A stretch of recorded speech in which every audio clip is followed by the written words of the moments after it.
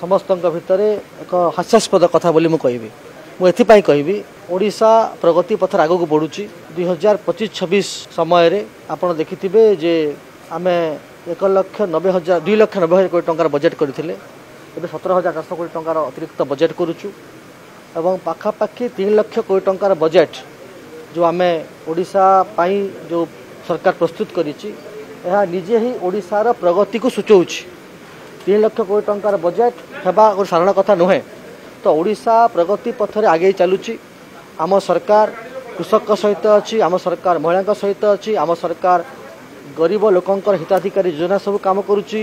आम सरकार आपण देखिथिबे जे युवक मानक पई काम करुछि, प्रत्येक वर्ग मानक पई आम सरकार काम करुछि।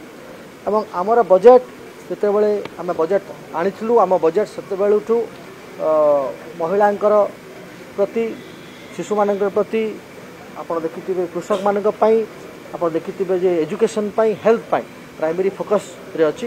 तो निश्चित भाव में एबे तो विधानसभा चली एवं निजे से विरोधी दल नेता अच्छा माननीय पूर्वतन मुख्यमंत्री से आसिकी विधानसभा जुक्ति उपस्थापन करंतु जे कहीं से कथा कही सामाजिक गणमाध्यम आम उत्तर देव प्रस्तुत अच्छु एवं सामाजिक गणमाध्यम लिखिकी लोक मिश कथा कही भुआ बुलेइले लोक जानी सारे विधानसभा कथा आसी कथा रखु।